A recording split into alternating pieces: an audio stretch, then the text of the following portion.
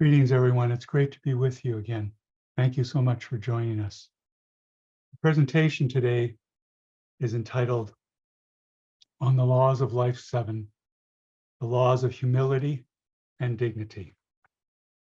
We'll start first by having a meditation, and we'll go into the main body of the presentation. And I want to share with you some slides to help with our attunement with the cosmic. You'll see before you now an artwork entitled The Piper.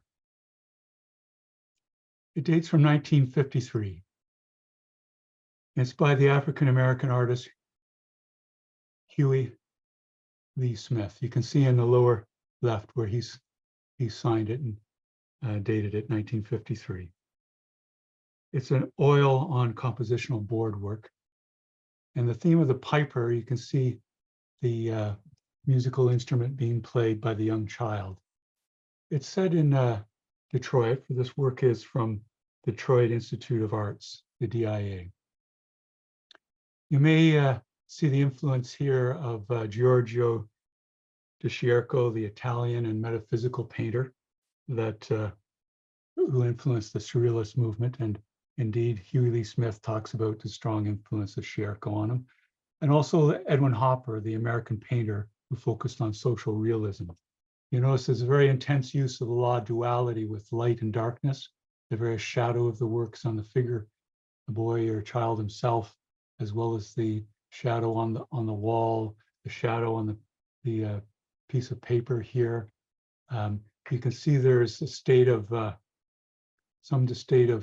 things going back into nature. They've been built up in the classical style here, but also the wire wrapped around there and post-no bills, penalty of law. So in a way, it's a very humble circumstance that suggests humility of the child in the scene, but also one of great dignity. So you see the law of humility and law of dignity at work here. And we can also sense the beauty of the child, their creativity by playing the musical instruments, suggestive of the great sea of vibrations that the Rosicrucians call the cosmic keyboard, higher and higher octaves of energy. The child looks out straight at us, in a way revealing the soul personality. In a way, this is a special way to start our presentation on the laws of humility and dignity.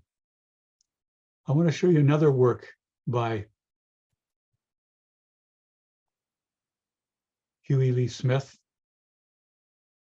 It dates from 1962. It's entitled The Beach. And it's oil on canvas. And that's at the Smithsonian American Art Museum. It's a fairly large work because it's about 35 3/4 inches, or about a yard in height, and about 48.5 inches across, or about 4 feet. You notice it's a windswept scene, quite conducive for us for our period of meditation. You see the play of light, of darkness again. And we know that Huey Lee Smith was a very thoughtful artist and teacher of art. He mentions that from a very young age, he had a strong sense of mission in art. He says, for example, I cannot begin to project the meaning of my work in specific terms. For my paintings at their best are multifaceted visual complexes whose many aspects are pregnant with many disparate meanings as there are viewers. He also mentions that scientists have belatedly discovered that metaphysicians have known all along that the visible external world can be defined only in relation to man and his inner world. We see that strongly suggested here, both an inner and outer world and a sense of vastness. As well, he mentions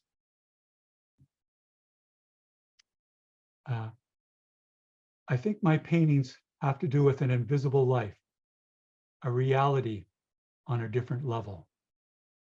Here we see a beach and a young woman, a mother or a guardian, holding a small child. There's a strong wind blowing along, especially see the effect on their hair and then their skirt. We have a tremendous sense of the energy of nature and this vast scene before us. It's, in a way, suggests our microcosm and macrocosms. So we see here the child recently incarnated back on earth from the infinite plane, in a way sensing the return back to the infinite plane by the vastness of nature. We have the holy temple of the body on the holy temple of the earth, in the presence of the divine's temple, the temple of the cosmos. In this uplifted spirit, I invite you now to enter into a period of meditation. We'll apply the instructions of the booklet Liber 777, which I'll give you a reference to later, a key Rosicrucian meditation document. And we'll rise up into the cosmic.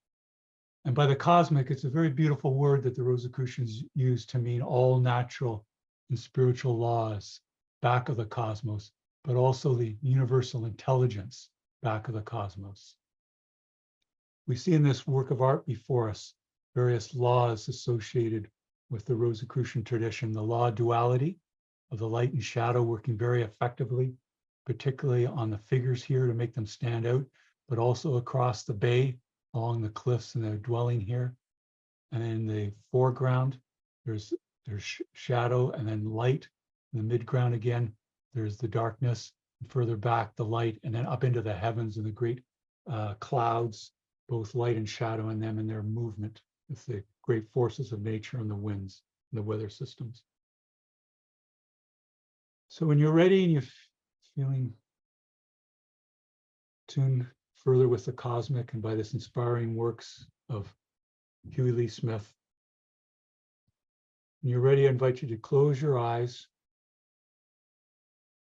And just like the windswept scene here, let's work with the air, the wind within us. It's gentle, neutral breaths, neither holding the inhalation nor holding the exhalation. I invite you to prolong your exhalation to stimulate the vagus nerve, or the great system and order in the holy temple of the body. One of the things beautiful by doing that extended exhalation and stimulating the vagus nerve, it automatically brings about the relaxation response. The relaxation and calmness is crucial for our healing, being whole. And no matter how well we are, there's more healing that can be done, greater sense of wholeness. So feel that relaxation response with each exhalation extended.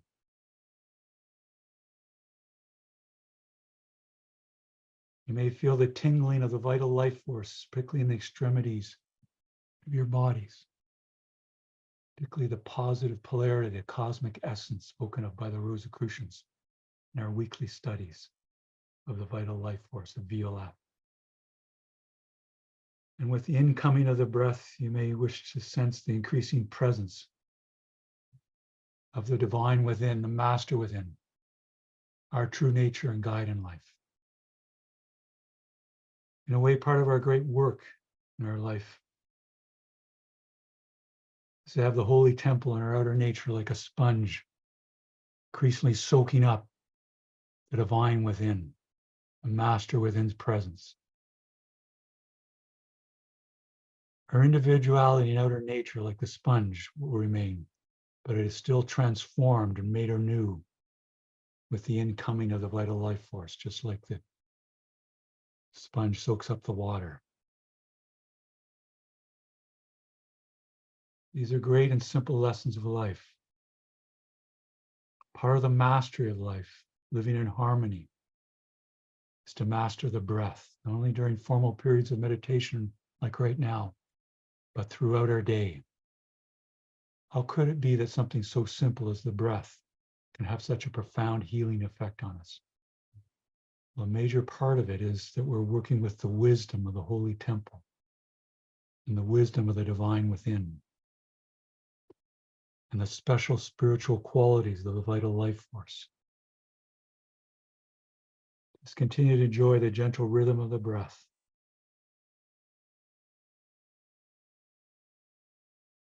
And the wisdom thereof.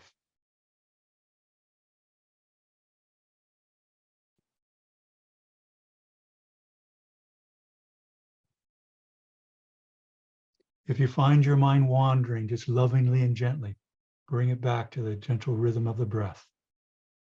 No need for any self-negativity.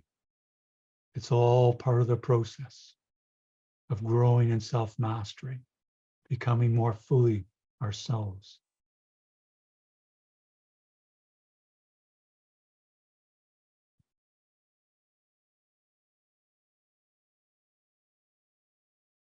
The letting go of self-negativity is fundamental to our ability to apply the law of humility and the law of dignity.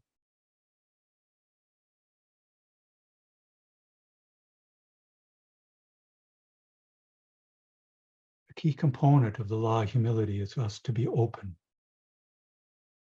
Openness is part of the fundamental nature of being human, open to learn and unlearn. Meditation is about discovery and openness to learn, both inwardly and outwardly, and ultimately as a unity. View this time as a mini retreat, time for discovery, time to be remade and rejuvenated. Just feel whatever there is to feel. Deeper and deeper, more expansive. Outer nature can be surprised as we mature and grow, how much there is to sense. We move from the finite resources of the outer nature to the inner resources of our inner self and the divine within. This is the greatest adventure that a human being can undertake. All other journeys and adventures are on the way, by the way.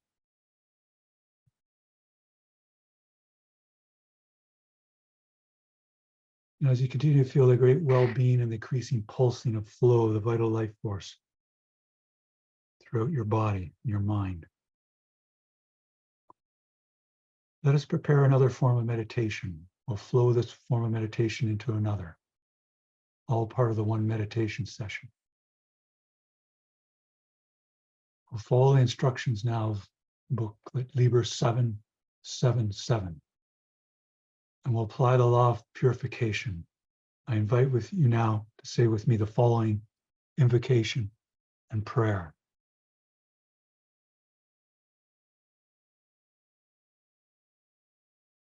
May the divine essence of the cosmic infuse my being and cleanse me of all impurities of mind and body,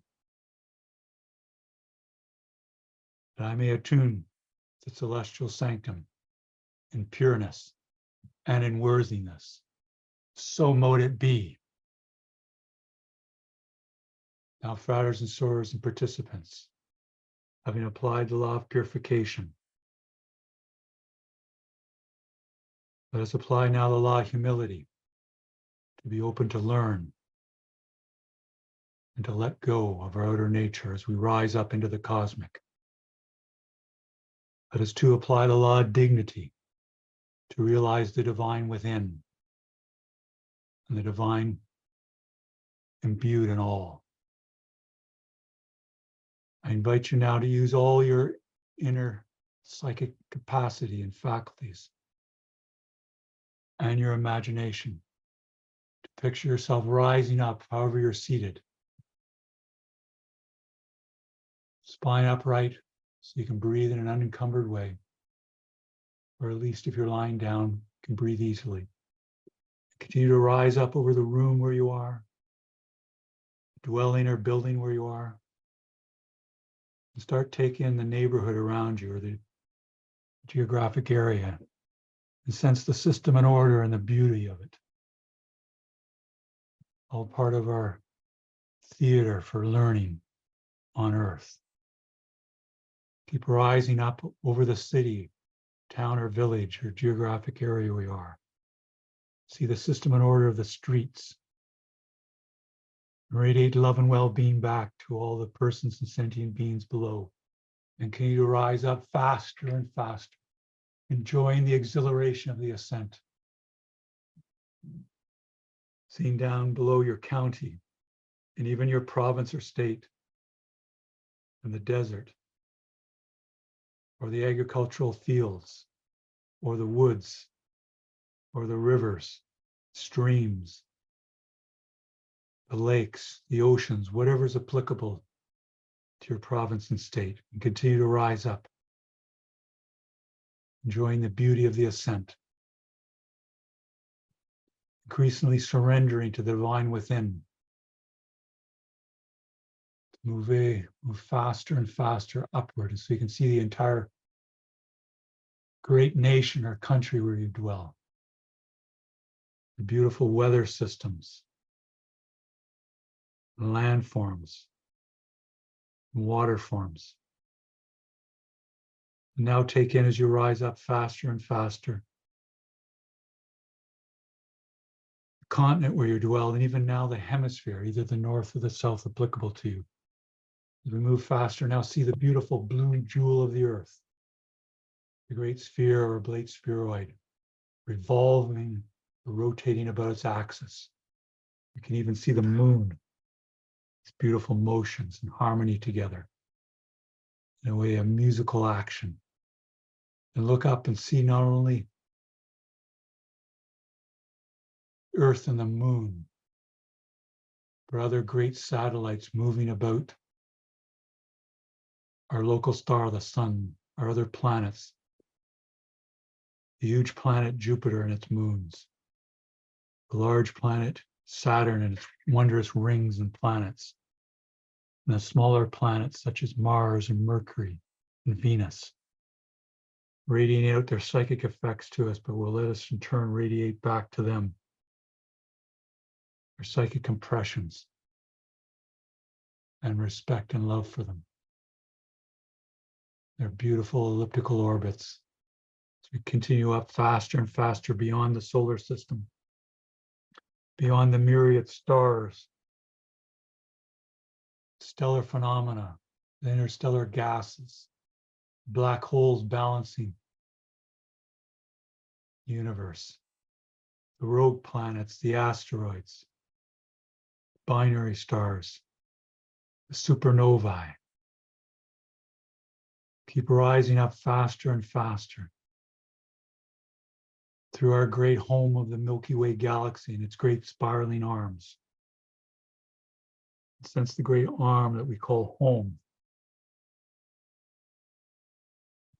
Past the myriad stars and nebulae, and sensing the great motion of the galaxy, just like we sense the great motion of our solar system. Let us exit right out of the Milky Way galaxy and look back as we move faster and faster and see its great spiraling action, its wondrous beauty and colors. Taking in all the inner psychic impressions, physical impressions, working with the great sea of vibrations of the cosmic keyboard and the higher and higher octaves of vibration. Getting up faster and faster, seeing many other galaxies, some a spiraling shape and others, other forms, and the wondrous system and order of it all, the divine music spoken of since ancient times, and all the actions, and movements, and applications, all the laws of the cosmic. As we continue up, rise higher and higher, we sense clusters of galaxies. Let us exit right out of our local cluster of galaxies to see many other galaxies and stars and other clusters of galaxies. And note how they're gathered together in what astronomers and astrophysicists call superclusters of galaxies. Let us continue through our local supercluster of galaxies. Sense this tremendous vastness, suggested with the deep vastness of the divine within and our attunement with the cosmic. And let us apply the law of correspondence as we rise higher and higher into the cosmos. At the same time, there's a mirroring action of going deeper and deeper within ourselves and the divine within. As we feel the exhilaration of the ascent, we also feel the exhilaration the increased presence of the divine deep within us. The inner mirrors the outer. The great depths of the inner is matched by the great heights or ascent to the celestial sanctum, the center of the cosmos.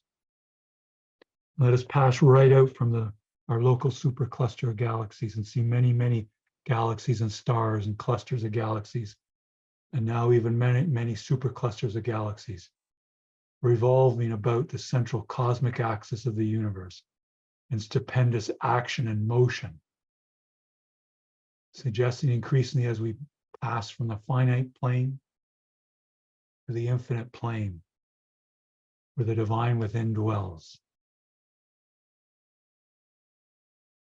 Keep rising up faster and faster, enjoying the great music of the temple of the divine, the cosmos,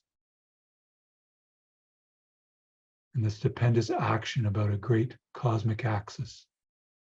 And as you sense the cosmic axis presence, mirroring the axes about which the superclusters revolve, the clusters revolve, the galaxies revolve, the planets about our solar system revolve, the moon about our Earth, and how our life centers around the axis of our spine in the holy temple.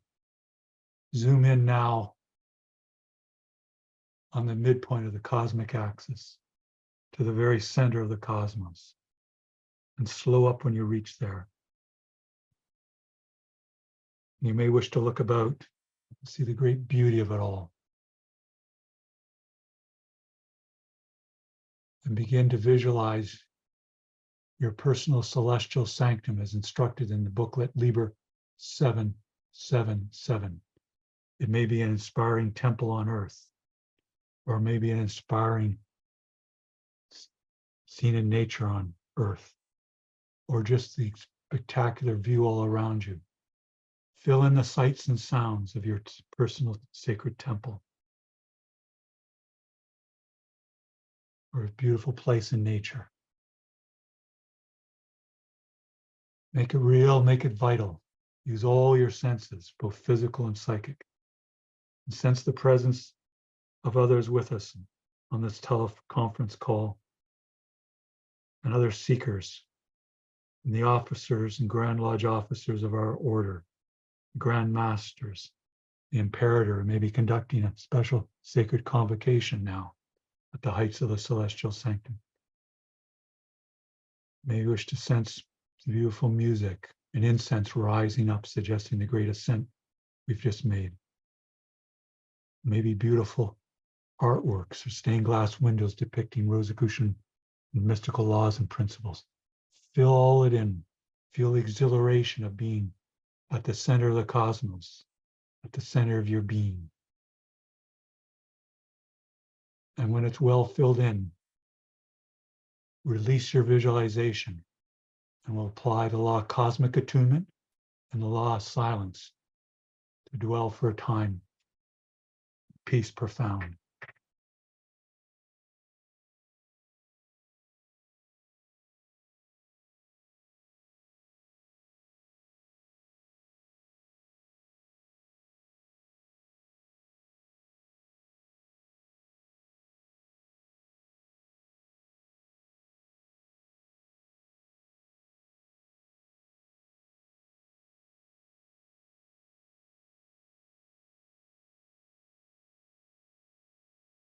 Just continue to be receptive to the divine within.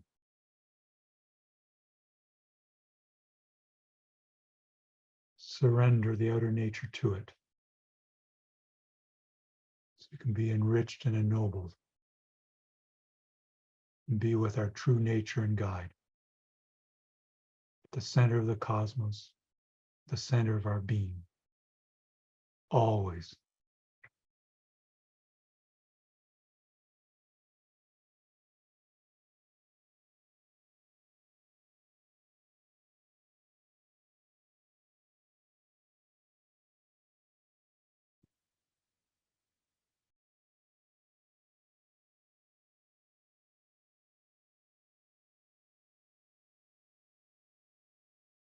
Just feel all there is to feel.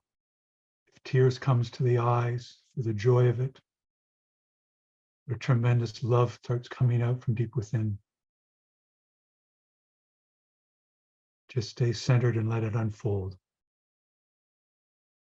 Time to analyze with reason will be later.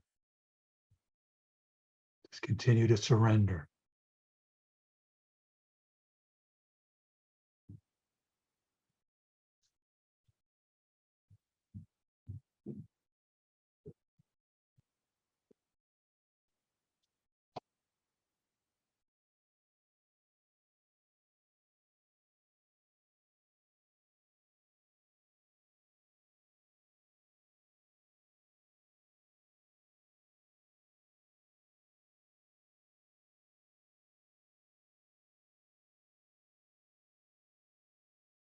Now, for others and source participants, we'll continue our meditation by applying the law of service as we continue to apply the law of cosmic attunement, the law of humility and surrender, and the law of dignity, sensing the presence of the divine within ourselves and all. By participating in the work of the silent council in conjunction with the Council of Solace, the Grand Lodge of the Rosicrucian Order Amorc. I invite you now to radiate love and well-being to all those who have petitioned our Grand Lodge for guidance and healing, to radiate love and well-being to all those who have petitioned our affiliated bodies for guidance and healing, and to radiate love and well-being to all those you know who are in need of healing and guidance. And indeed, to radiate love and well-being to all sentient beings throughout the cosmos who are in need of guidance and healing. Just let love and well-being flow out from you like a great beacon of light, a great floodlight. In a way, it's like the master mystic Rumi said, the love is there to flow. It's just a matter of allowing us to become unobstructed, to let it flow out, to rise out and fill the cosmos. Just we felt the great exhilaration of rising up to the heights of the celestial sanctum. Feel now the exhilaration of the tremendous flow of love and well-being, not through the outer nature, but by recently being receptive to the cosmic or surrendering to the divine. It knows how to let this action take place. Let it do it. The outer nature is but a channel.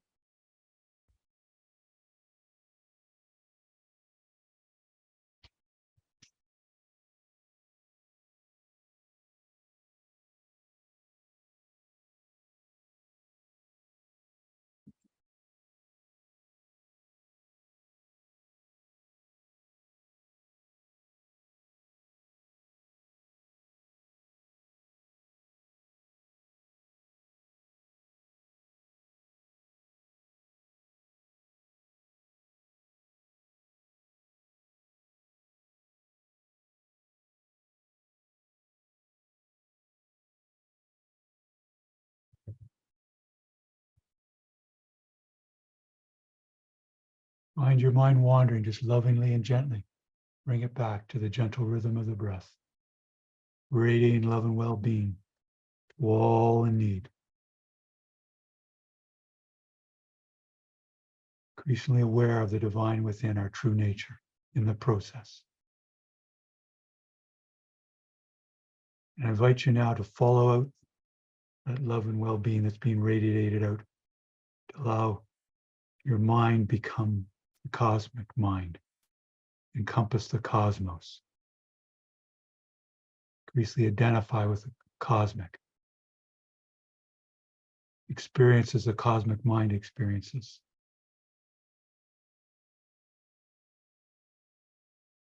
Be the cosmic mind. Assume the cosmic mind now. At a certain point, I think you'll find the love and well-being radiating out will speed up. You know that it's being reached to those in need. Love and well-being will continue without conscious effort as we increasingly assume the cosmic mind.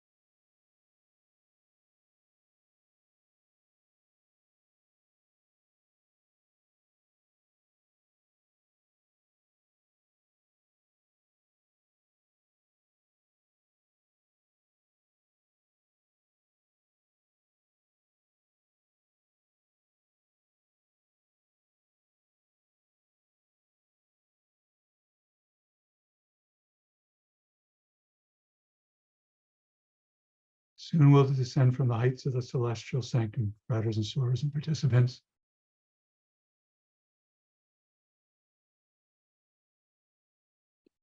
We'll formally conclude this period of metaphysical aid by saying, if it pleases the cosmic, it is done. So mote it be. Assured that the love and well-being will continue to radiate as the way of life.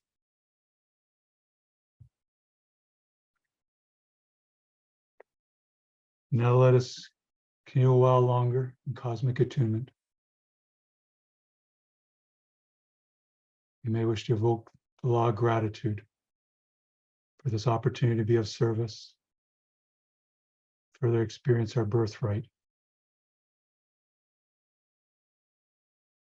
and identifying with the divine within. And express gratitude possibly to all those who have loved you well, all those who have taught you well.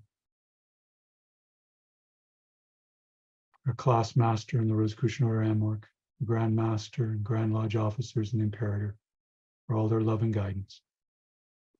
And now let us begin our descent from the heights of the celestial sanctum. Moving faster and faster past the superclusters of galaxies.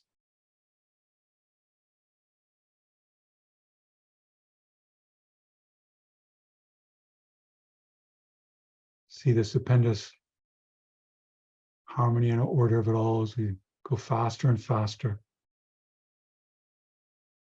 And see in the distance the great supercluster of galaxies that is our home, past the myriad stars and nebulae, and plunge into that local supercluster.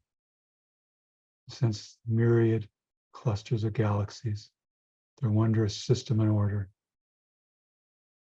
And see in the distance our local cluster of galaxies and plunge into it.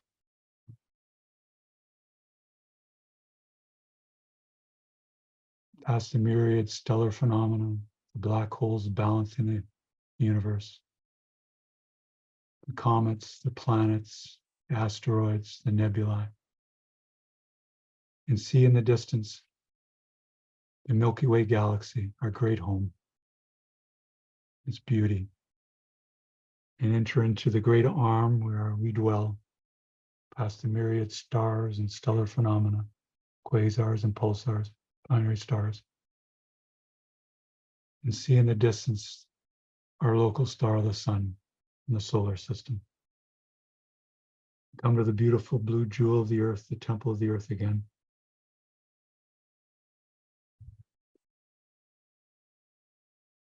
And the hemisphere where we left off,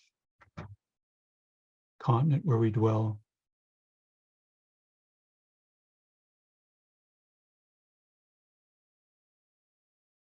our nation or country, our province or state, our city or local geographic area. And let us say the following prayer and invocation again, applying the law of purification.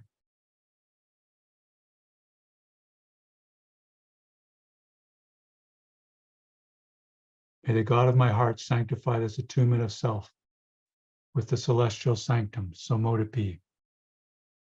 Let us come down further to our neighborhood, the home or dwelling or building where we left off, in the room where we were situated, seated or lying down, feeling remade, rejuvenated, all the more ready for the work and worship of the Rosicrucian order this day and always. And when you're ready, you may wish to open your eyes, fratres and sorors and participants, and stretch, and we'll continue our presentation.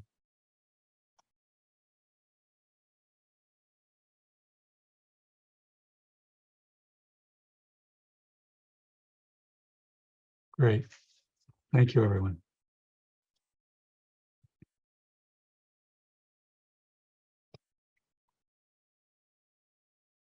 So we'll continue now on the topic on the laws of life, particularly focusing on the laws of humility and dignity. The law of humility is fundamentally about an all-embracing openness to learn. In perfect complement with it is the law of dignity, which is centrally about the recognition of the divine in all people, all expressions of life, and all the world. And mysticism is first and foremost about the direct experience of the divine. The Rosicrucian teachings are very practical. We have lessons in our monographs each week. You see through the class master. And we come into increasing realization of these various laws and principles. That's why we had the meditation first, to know these things firsthand. It's important to know them, yes, intellectually and emotionally, but we can know them even more deeply, and we'll be able to guide our lives even more when we have that full understanding through all our faculties. On this matter of the law of humility, it reminds me that years ago, it was created in Toronto, Canada, what was called the Royal Ontario Museum of Archaeology in 1912 and opened its doors in 1914. It's now known as the Royal Ontario Museum. I think some of you have visited. Its early director's name was Charles Trick Farrelly, the earlier Methodist minister. And he made a point when he was director that he would not go in the private entrance to the museum to his office. He would walk each day through the museum and note and observe people in the museum, but also to greet them. And why would he do that? It could be more quickly to take the private entrance. Well, throughout life, we need to apply the law of humility. And if we're in a leadership position or whatever area that we have a lot of considerable knowledge or development, we need to remain humble to learn. By going through the museum, he stayed in touch with the persons that was at the very heart and purpose of the museum, the people that attend it there and learn from it, including the children.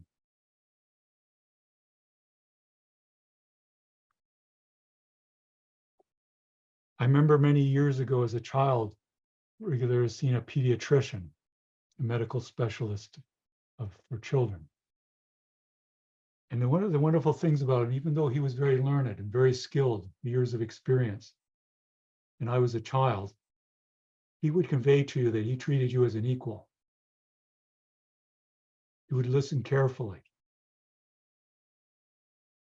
He showed an interest in you as a whole person. You know, when we have these touchstone experiences we remember of people early in our lives or stories we hear, they're often good to return back to help realign us on the mystical path. We have people that have inspired us and set a great example. Let us remember them when we're feeling challenged in our lives, we're feeling out of sorts. Just as we remember as touchstone experiences our attunement with the cosmic and our most uplifting experiences, they'll draw us back on path, on the mystical path, and realize more fully ourselves and who we are. As I've mentioned, humility is about an openness to learn, but equally important is unlearning. And you can see unlearning is a complementary process to learning. I remember a computer lab I used to work in that emphasized writing. It had up a banner saying that writing is rewriting. And that's sort of important as you pass through drafts, just like we're passing through drafts as we grow and mature of ourselves, as we learn. An important part of this learning and unlearning is, as I've mentioned, listening to others, different viewpoints. So there can be meaningful dialogue, seeing the other's perspective. And then there can be an openness to change where needed and not resort to warfare. Now we can think about our life as a great learning process. And one way to sort of see that and make a strong impression on that is to look back and see how we've changed over the years and decades in our attitudes, in our views, in our knowledge and skills, the abilities that come out. And then we can see more clearly how we have learned and evolved and continue to transform. This in itself is a humbling process. We may at times when we're speaking with others think that we don't need to stay in the conversation as we know more and we can just dismiss them. But our knowledge may be just greater in one area and not in another. But even still, they may know something that we have not thought of before, or they may ask a great question. Now you may wonder, in complement with the law of humility, this law of dignity, what is that different from the law of respect? And you know, the Rosicrucians and other mystical laws, sometimes there's closely related wordings of essentially the same law. I'll give you an example. The law of compensation, the law of karma, and the law of cause and effect are essentially one and the same law, but their different phrasing allows us to have a certain different degree of emphasis to get that deeper meaning. Often it's helpful to have that perspective from another angle to fill in our understanding. Just like in this piece of paper I have here, it can appear very narrow, but from another perspective, it appears very wide. We get that different perspective. I can say with the law of compensation emphasizes how we need to compensate. The law of karma also has its different emphasis to do with how our actions bring in fruitions of various positive and what we may deem negative, but all valuable for learning.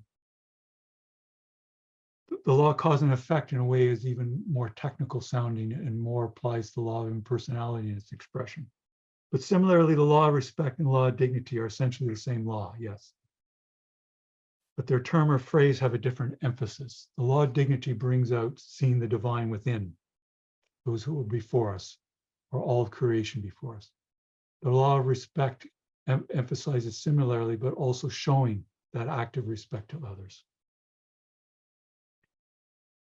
You know, these laws may seem rather benign, but they are exacting.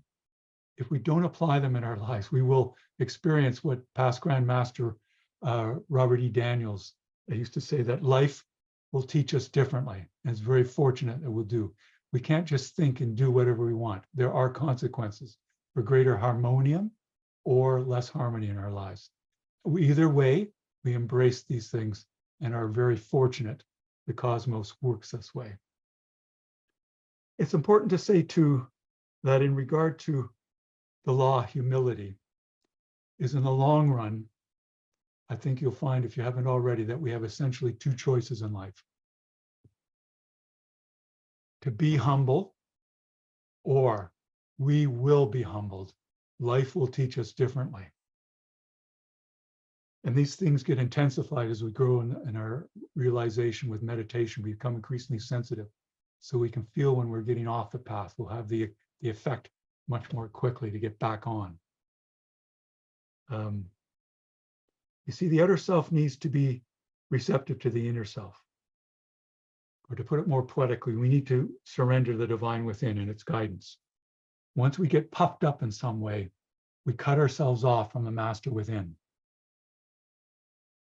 And it's important to realize that this is not something to be feared. Humility is not about humiliation or depreciating ourselves. That's not what it's about. Humility, dignity, and these planning laws, yes, they're about having a healthy self-confidence, healthy self-esteem, not indulging in self-negativity.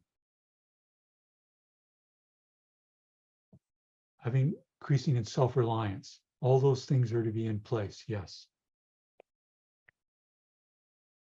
You see, if we lack humility, what happens, we'll focus on the subjective mind, more in our outer mind. And that will tend to make us less receptive to the cosmic mind, because we're centering on that mind rather than the cosmic mind. And the mysticism about centering on the cosmic mind, just when we rose up to the heights of the celestial sanctum, not just during that formal meditation period, but increasingly as a way of life, because there's a cumulative effect of meditation and it washes out or floods out into our life. Our capacity to tune with the cosmic is thereby diminished if we center ourselves more in our outer nature. Why? Because we're not letting go of the subjective mind and being receptive to the impressions of the cosmic. It's very basic, very simple, but often you have to remind yourself of this, I know. It's in this regard an earlier version of the Rosicrucian Code of Life that is in one of the quoted in one of the resources that we'll give to you later in the presentation. An article by Grand Master Emeritus Robert E. Daniels. That section of the Code of Life says, "Flaunt not your attainments, nor boast of your Rosicrucian knowledge. You may be a Rosicrucian as a member of the Brotherhood, but as a Rosicrucian in knowledge and power, the greatest and highest among us is but a child of the studies and unworthy of Rosicrucian recognition. Proclaim yourself not as a master, but as a Rosicrucian student, ever a student, eternally." Now that's a rather strong statement for the outer self to hear, but if it'll surrender and take in its deeper meaning, attune with the cosmic, it'll find its self-reliance will increase, its capacity will be heightened, it will feel enriched and ennobled. In a way, part of the reason I wanted to show you that work by the master artist Hugh Smith was with the child there being held by the mother, in a way is like us facing the macrocosm all around us. But as we attune with the cosmic and become more conversant with the microcosm, we're taking in that vastness, just like that child recently incarnated on earth, and remembering its truest state in the divine. We'll find in the modern Rosicrucian Code of Life that humility is stressed. Where it says, for example, if you hold a position of power, do not be overly proud about it, and do not become intoxicated by the power you may wield. Never use your position to force others to do anything they disapprove of or is unfair, illegal, or immoral. Hold your office with humility and make it serve the common good. You see, the humility is directed in service.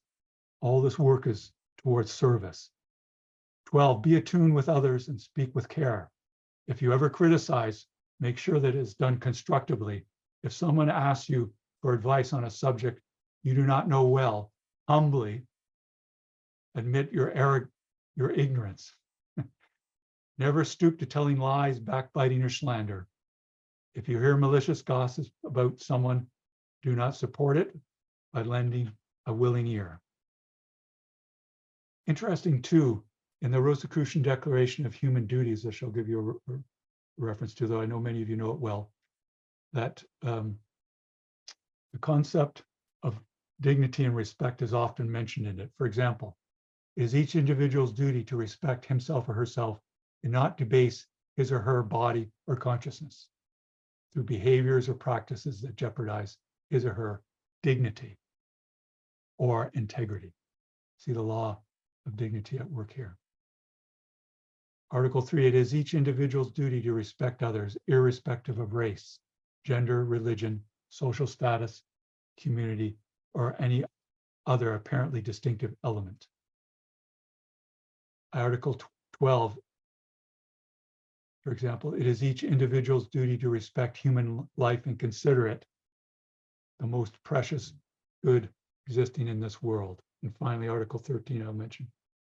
It is each individual's duty to respect and preserve nature so that present and future generations can benefit from it on all planes and consider nature a universal heritage. You know, also on this concept of the law of humility and law of dignity, I think of the master Yeshua, who mentions in Matthew 18:3 and 4, and said, verily unto you, except you be converted and become as little children, you shall not enter into the kingdom of heaven. Whoever therefore shall humble himself as this little child, the same is the greatest in the kingdom of heaven. Now, the Rosicrucian order is not a religious organization, but through our studies, mysticism, and spirituality, we come to have a deeper and deeper sense of all the world's religions and their expressions. You see, humility is required to attune with the cosmic. As we attune with the cosmic, we come increasingly into humility. Many other virtues and qualities come forward for us to work on and sustain through including regular periods of cosmic attunement through the practice of meditation. So you see there's a healthy mutual reinforcement going on. The laws of humility and dignity invoke the law of cosmic attunement. Indeed, as we experience the cosmic in meditation, for example, or through an uplifting experience we've had, or astounding examples from others, it then behooves us to emulate the cosmic, which are then acted out in kindness, in expression and works, and service. That an act of emulation allows us to attune with the cosmic again. And then we have a beautiful mutually reinforcing circle going on that's of a healthy nature. And then this draws us to close out the long wandering of humanity. Before I conclude formally, I'll ask Karen at this time to paste for you in the chat your resources and also attach them there as a PDF document, which I think you may find the latter the easiest to access and download if you wish to follow up more on this topic. But these are things that are fundamental in the Rosicrucian teachings in our weekly monographs. By a conclusion, I'll say that we have continued to explore Rosicrucian laws and principles and their application for mastery and for service. The law of humility is fundamentally about an all-embracing openness to learn. And in complement, the law of dignity can be expressed as essentially about the recognition of the divine in all people, all expressions of life, and all the world. Once the outer self is receptive to the inner self, the master within, these laws come into full operation.